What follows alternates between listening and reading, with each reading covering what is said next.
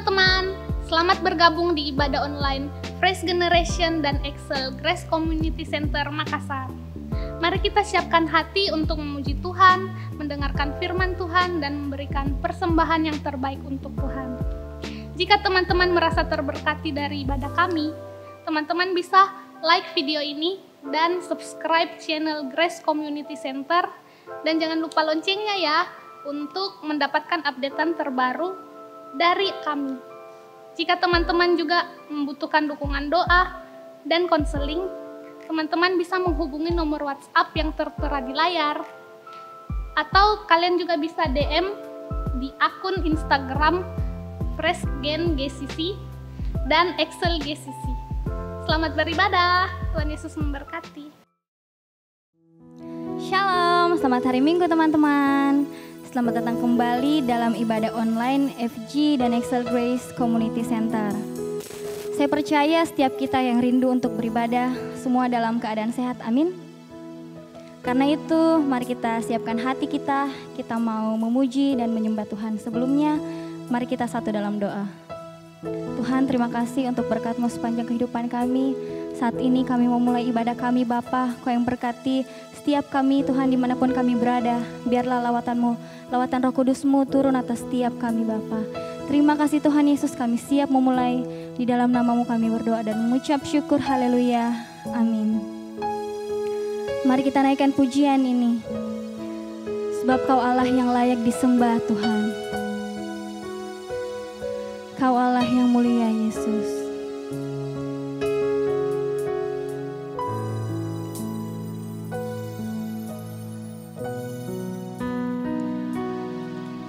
Bila hati terasa berat, tak seorang pun mengerti bebanku. Ku tanya Yesus, apa yang harus ku buat? Dia berfirman, mari datanglah. Dia selalu pedulikan aku.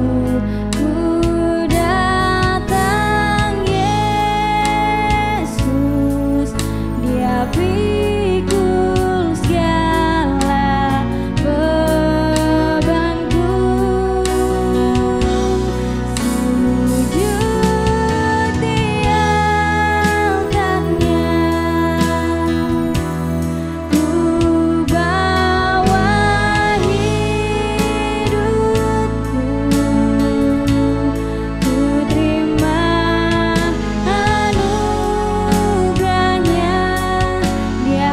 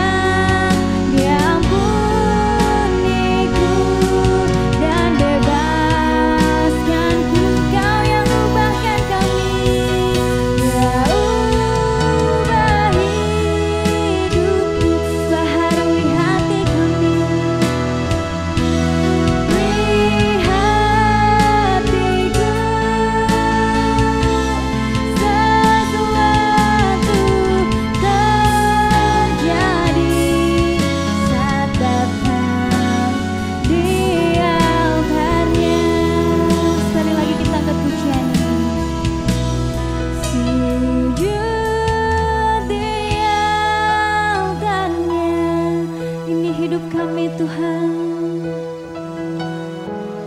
Hatiku ku terima anugerahnya,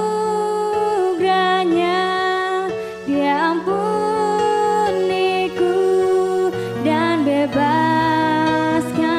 Kau yang ubahkan kami, Dia ubah hidupku, baharui hatiku. Sesuatu terjadi saat datang biarkannya. Kami bersujud, sujud di altarnya. Ku bawa hidupku, kami mau terima anugerah-Mu Tuhan.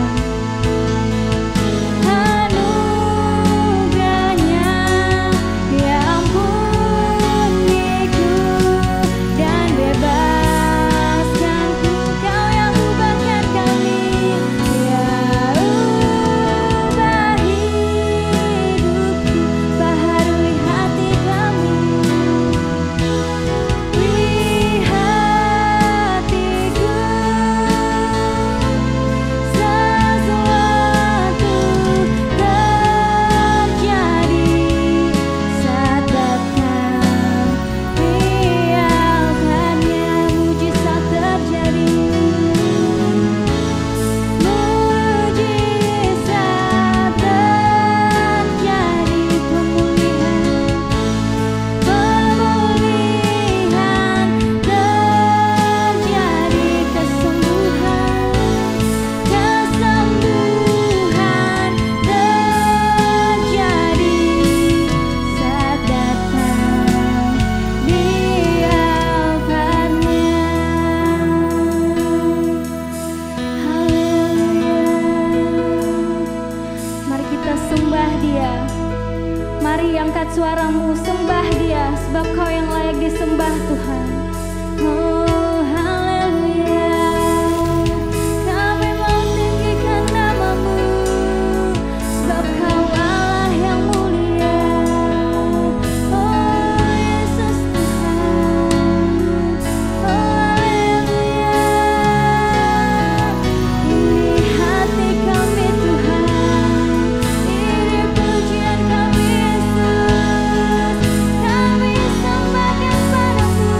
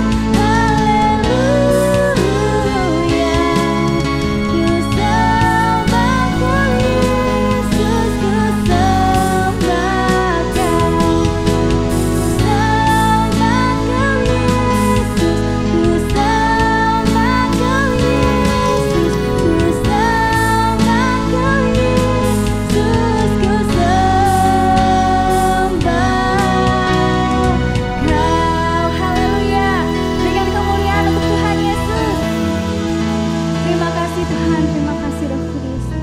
Terima kasih Bapa karena kami sudah memuji dan membesarkan nama-Mu. Tiba saatnya kami akan mendengarkan firman-Mu Tuhan, berbicaralah pada hamba-Mu. Biar apa yang Ia sampaikan Tuhan sesuai dengan isi hati-Mu Tuhan. Berkati setiap kami yang mendengar Tuhan, biarlah apa yang disampaikan oleh hamba-Mu Tuhan tertanam dalam hati dan pikiran kami Tuhan. Terima kasih Tuhan Yesus, kami siap untuk mendengar. Di dalam nama kami berdoa dan mengucap syukur. Haleluya. Amin. Halo teman-teman, sekarang kita akan memberikan persembahan. Untuk teman-teman yang ingin memberikan persembahan, kalian bisa memberikan persembahan melalui rekening gereja yang tertera di layar. Untuk itu, mari kita satu dalam doa. Bapa, kami bersyukur Tuhan atas berkat-Mu Tuhan sepanjang hari ini Tuhan. Sebentar lagi kami akan memberikan persembahan, Engkau yang memberkati persembahan kami, biar apa yang kami berikan bisa menjadi berkat bagi gereja kami. Terima kasih Bapa, ini doa kami berdoa dan mengucap syukur. Haleluya. Amin. Shalom teman-teman, saya percaya semua teman-teman sudah siap untuk mendengarkan firman Tuhan sore hari ini. Hari ini kita akan belajar bersama-sama bagaimana gaya hidup kerajaan Allah. Minggu lalu kita belajar bahwa kita ini adalah anak-anak Allah. Kita adalah bagian dari keluarga kerajaan Allah. Nah, hari ini kita akan belajar bagaimana sih gaya hidup kerajaan Allah. Apa pentingnya memiliki hidup kerajaan Allah? Nah, teman-teman, identitas dari seseorang tercermin dalam gaya hidupnya. Seseorang bisa dikatakan seorang yang rajin jika ia memiliki gaya hidup yang rajin. Sebaliknya, jika seseorang dikatakan malas jika ia memiliki gaya hidup yang malas. Nah, identitas sebuah negara juga tercermin dalam gaya hidup rakyatnya. Contohnya, kita sering mendengar negara Singapura. Apa yang terlintas di benak kita? Ya, negara yang bersih, aman, teratur, efisien, dan sebagainya. Nah, ternyata memang demikian gaya hidup masyarakat di Singapura. Orang-orang berjalan kaki dengan cepat, tidak mau menghabiskan waktu, mengantri dengan baik, dengan dengan sabar. Segala sesuatu dikerjakan secara mandiri. Mental disiplin yang tinggi. Jadi kalau berbicara soal identitas selalu terkait erat dengan gaya hidup. Nah, kalau Indonesia, kira-kira apa? Nah, saya percaya Indonesia dikenal dengan Pancasila. Ya, kita juga punya identitas kekristenan. Ketika kita menerima Yesus sebagai Tuhan dan Juru Selamat kita, berarti kita juga telah menyatakan bahwa Yesuslah Tuhan dan Raja kita. Saat kita menerima Yesus, seketika itu juga kita terdaftar sebagai terdaftar sebagai anggota kerajaan Allah. Di kantor imigrasi kerajaan Allah namanya kita sudah terdaftar. Di Yohanes 5 ayat 24 kita baca sama-sama. Aku berkata kepadamu, sesungguhnya barang siapa mendengar perkataanku dan percaya kepada Dia yang mengutus aku, ia mempunyai hidup yang kekal dan tidak turut dihukum, sebab ia sudah pindah dari dalam maut ke dalam hidup. Nah, kita ini sudah tercatat. Kita sudah dipindahkan dari dalam maut ke dalam hidup. Di Wahyu 20 ayat 12, kita baca sekali lagi sama-sama. Dan aku melihat orang-orang mati, besar dan kecil, berdiri di depan tahta itu, lalu dibuka semua kitab, dan dibuka juga sebuah kitab lain, yaitu kitab kehidupan. Dan orang-orang mati dihakimi menurut perbuatan mereka, berdasarkan apa yang ada tertulis di dalam kitab-kitab itu. Ingat, di Wahyu mengatakan bahwa orang-orang mati, besar dan kecil, berdiri di depan tahta, lalu dibukakan kitab. Jadi sudah tercatat di kitab itu. Oh, misalnya di kitab itu, Kak Dea punya nama sudah ada di kitab itu, tinggal dibukakan kitabnya kita. Oh, apa yang ada di daftar kitab itu. Nah, pada saat itulah kita menjadi duta-duta kerajaan Allah. Sebagai duta kerajaan Allah, kita harus memiliki gaya hidup kerajaan Allah. Nah, banyak orang yang ingin tahu bagaimana kehidupan ala Sultan. Nah, saat ini ala Sultan itu kehidupannya Raffi Ahmad dan Nagita Slavina. Kak Dea percaya semua pasti ikut lihat YouTube-nya. Atau orang ingin tahu kehidupan Atta dan Aurel. Pada gencar-gencar itu. Kak Dea nggak ngerti apa yang sebenarnya orang-orang ingin tahu dari kehidupan mereka. Tapi teman-teman, bukan saat ini juga. Nah, zaman dulu juga pun demikian. Saat pernikahan ningrat terjadi zaman dulu, the royal wedding antara Pangeran William dan Kate Middleton juga melangsungkan pernikahan, orang-orang ingin tahu, penasaran bagaimana sebenarnya gaya hidup keluarga kerajaan Inggris. Bahkan gaya hidup anggota keluarga kerajaan sering menjadi sorotan bagi orang-orang. Bahkan bukan hanya negara Inggris tersendiri, di Indonesia pun ingin melihat, di luar negeri pun, maksudnya di negara-negara lain pun ingin melihat gaya hidup kerajaan Inggris tersebut. Nah, hari ini kita akan belajar apa yang menjadi isi pesan pelayanan Yohanes Pembaptis ketika ia mempersiapkan jalan buat Tuhan Yesus. Pesan pertama yang harus kita lakukan untuk memiliki gaya hidup kerajaan Allah adalah bertobat. Nah, Yohanes Pembaptis mengajarkan kita untuk yang pertama itu bertobat. Nah, orang dunia tidak dapat melihat kerohaniannya kita.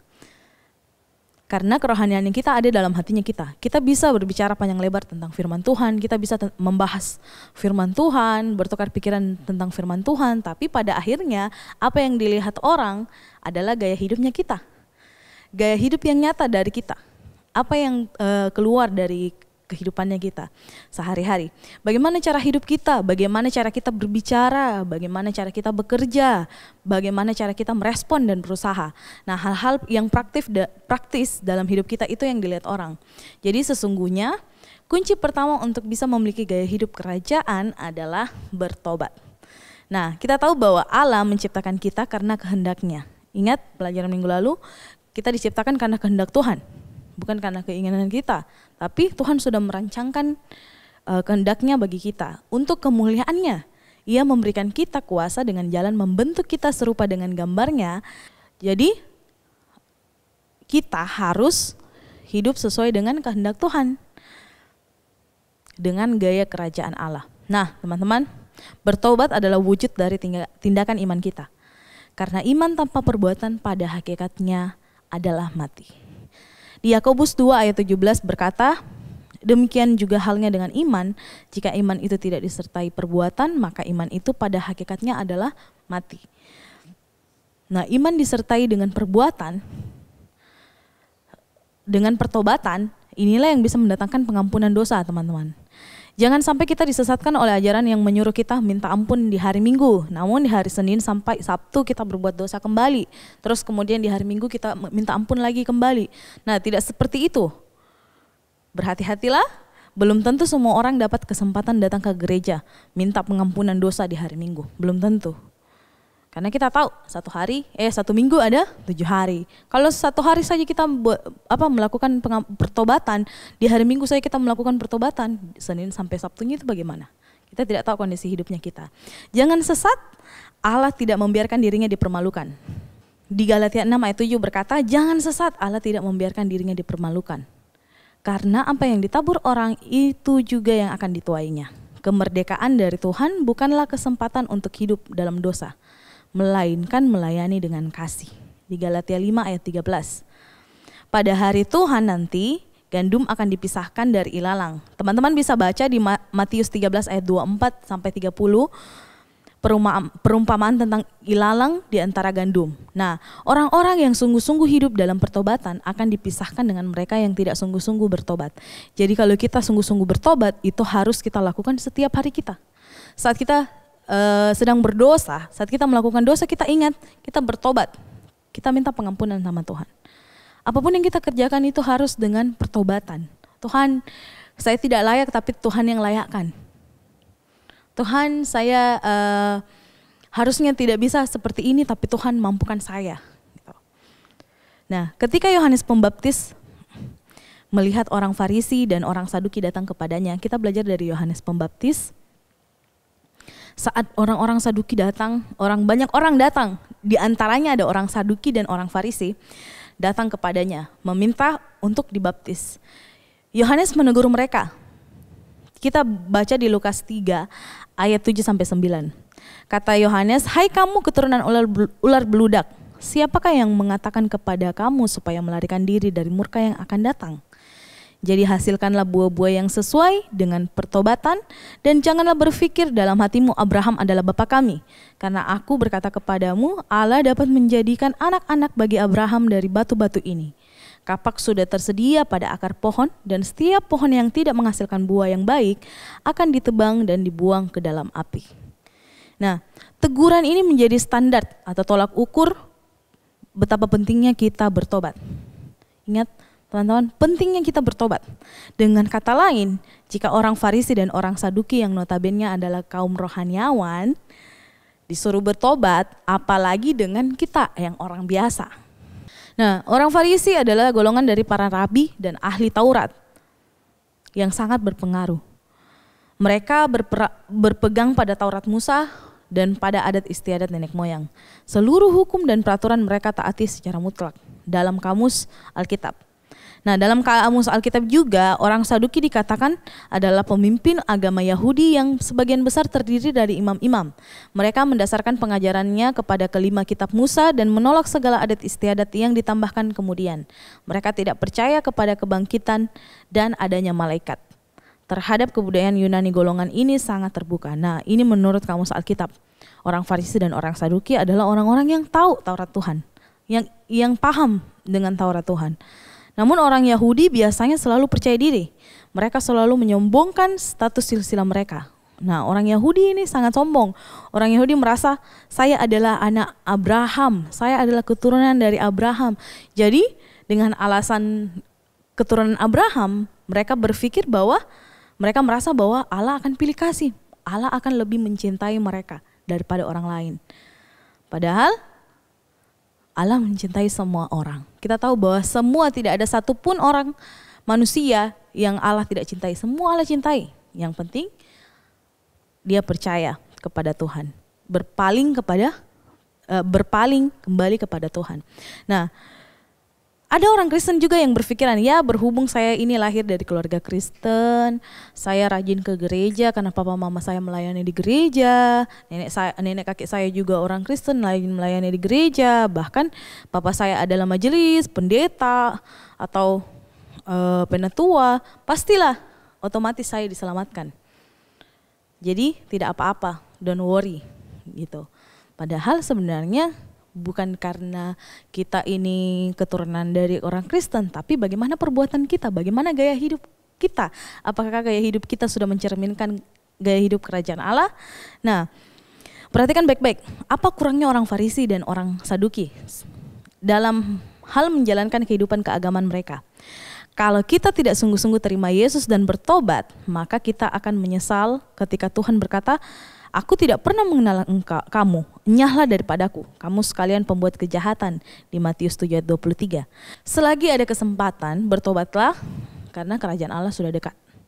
Ingat, pada waktu perintah untuk bertobat itu disampaikan, orang-orang memberikan respon. Jika demikian, apa yang harus kami perbuat?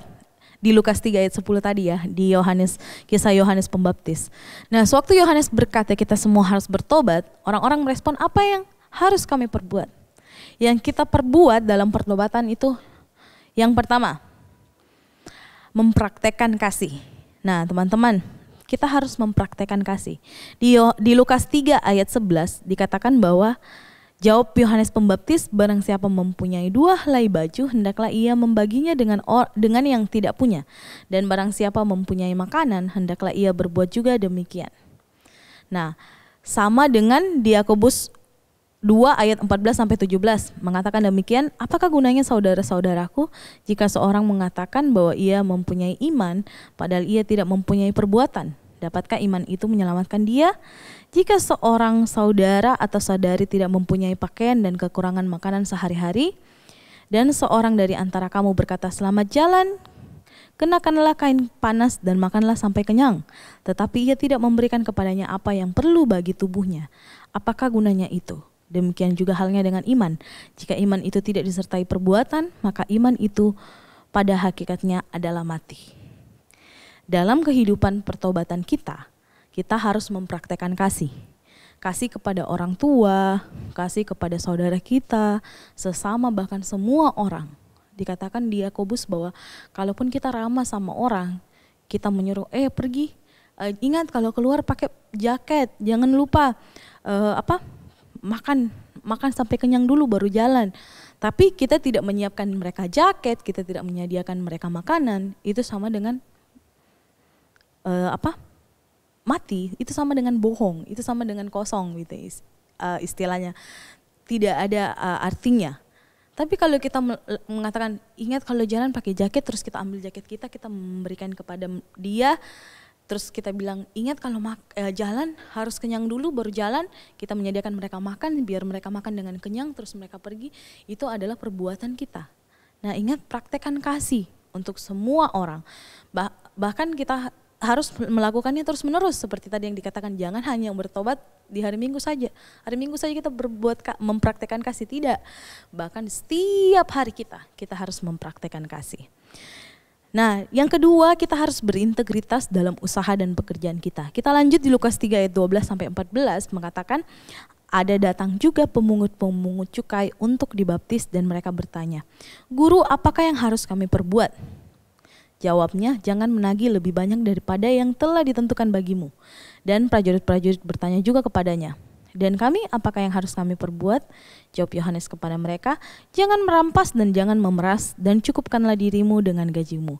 Nah, kita tahu bahwa pemungut-pemungut cukai adalah orang-orang yang menarik pajak kepada masyarakat rakyat, dan kadang mereka memungut pajak lebih daripada apa yang mereka harus bayarkan, orang-orang harus bayarkan. Nah, dikatakan bahwa jangan menarik lebih gitu. Kepada prajurit-prajurit juga, orang-orang yang berjuang, orang-orang yang berusaha dengan pekerjaan mereka, dikatakan bahwa jangan merampas dan memeras, cukupkanlah dirimu dengan gajimu. Nah, saat prajurit-prajurit berperang, itu pasti orang-orang yang kalah meninggalkan kekayaan mereka. Tapi apa yang dikatakan Yohanes kepada mereka? Jangan merampas, jangan mengambil yang bukan milikmu. Cukupkanlah dirimu dengan gajimu. Kita harus bisa memiliki integritas dalam usaha dan pekerjaan kita, teman-teman. Nah, saat ini mungkin kita belum, saya masih sekolah ya, kita harus belajar bagaimana kita bisa kita belajar berintegritas nanti saatnya dalam pekerjaan kita untuk menuju ke jenjang pekerjaan kita. Dalam sekolah pun kita bisa berintegritas dalam pendidikan kita. Kita harus fokus belajar, bertanggung jawab dengan pendidikan kita, karena orang tua kita percaya bahwa kita mampu, kita sanggup untuk melakukan pendidikan ini sampai kita selesai. Orang tua kita tidak segan-segan memberikan kita, memperlengkapi kita dengan pendidikan. Makanya kita harus bertanggung jawab dengan pendidikan kita. Nah, kita harus bisa memiliki integritas tadi yang kalian bilang, usaha dan pekerjaan. Di ayat yang ke-14 itu dikatakan jangan merampas, jangan memeras, dan cukupkanlah dirimu dengan gajimu. Apa yang kita punya itu yang harus kita cukupkan dari itu semua. Apa yang kita peroleh dengan usaha kita, kita harus puas dengan itu. Jangan ingin hidup berlebihan. Kalau kita masih di bawah orang tua, cukupkan diri kita dengan hasil orang tua. Kalau kita cuma dikasih, misalnya 1 minggu kita dikasih uang jajan 100.000, cukupkanlah uang jajan itu. Cukupkanlah diri kita dengan 100.000 itu. Jangan lupa kita memberi perpuluhan. Kan kita diberikan orang tua, artinya kita mendapatkan. Kita memberikan perpuluhan sebagai tanda ketaatan kita kepada Tuhan.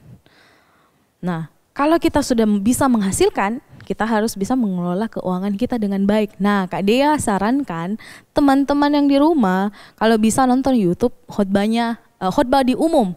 Jadi di siang itu ada khotbah di jam 12. Nah, teman-teman juga bisa ambil waktu untuk mendengarkan khotbah-khotbahnya Om Bas.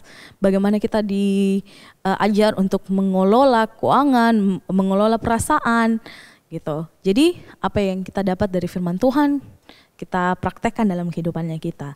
Nah, ketika kita memiliki gaya hidup kerajaan Allah, maka sesungguhnya Tuhan sedang menjawab doanya kita, teman-teman. Di dalam doa Bapa kami pun demikian dikatakan bahwa di Matius 6 ayat 10 berkata, "Datanglah kerajaanmu, jadilah kehendakmu di bumi seperti di surga." Jadi saat kita melakukan kehendak Tuhan, jadilah kehendak Tuhan di surga, seperti di surga, di bumi seperti di surga. Jadi kehendak Tuhan terjadi. Kita mendatangkan kerajaan Allah saat kita melakukan sesuatu. Tuhan sedang menjawab doanya kita. Ketika kita memancarkan gaya hidup kerajaan Allah, kita menghadirkan kerajaannya di tengah-tengah kehidupannya kita. Sehingga dalam segala hal kita akan lakukan yang terbaik karena kita melakukannya untuk Tuhan. Ingat, apapun juga yang kamu perbuatlah itu dengan segenap hatimu seperti untuk Tuhan dan bukan untuk manusia. Ayat ini selalu kita ulang-ulang ya di Kolose 3 ayat 23. Nah, gaya hidup kerajaan Allah terbentuk karena kebiasaan-kebiasaannya kita. Jadi ingat, saat kita tahu bahwa kita ini anak kerajaan Allah, kita ambil sikap apa? Pertobatan. Kita harus bertobat. Dalam hal bertobat ada 2 hal yang kita belajar hari ini, yaitu yang pertama kita mempraktekkan kasih. Dimanapun kita, kepada siapapun kita harus mempraktekkan kasih. Bukan hanya pada hari Minggu saja, tapi setiap hari. Yang kedua kita harus berintegritas dalam usaha dan pekerjaan kita. Apapun yang kita kerjakan saat ini, kita harus fokus mengerjakannya dengan baik. Nah, mari dengan keputusan kita sekarang untuk meresponi firman Tuhan, dengan menjadi pelaku-pelaku firman Tuhan. Mari kita lakukan itu teman-teman. Oke, terima kasih untuk sore hari ini. Mari kita satu dalam doa. Tuhan, kami mengucap syukur untuk sore hari ini Bapa, kami bisa mendengar firman-Mu dan kami mau sama-sama bertumbuh untuk melakukan firman-Mu karena kami percaya kami adalah bagian dari kerajaan Allah. Kami mau hidup seperti gaya kerajaan Allah Tuhan. Mampukan kami untuk melakukan firman-Mu, mampukan kami untuk hidup selayaknya kami adalah anak-anak kerajaan Allah Bapa. Biar setiap hari kami Tuhan, kami mau mempraktekkan kasih, kami mau berintegritas dalam usaha dan pekerjaan kami, dalam studi kami Tuhan, apapun yang kami perbuat untuk memuliakan nama-Mu Tuhan, supaya kerajaan-Mu datang juga bagi kami Bapa. Berkati setiap kami Tuhan, anak-anak-Mu yang sudah mendengarkan firman-Mu, dalam nama Tuhan Yesus kami mengucap syukur. Haleluya, amin. Baik teman-teman, sampai jumpa.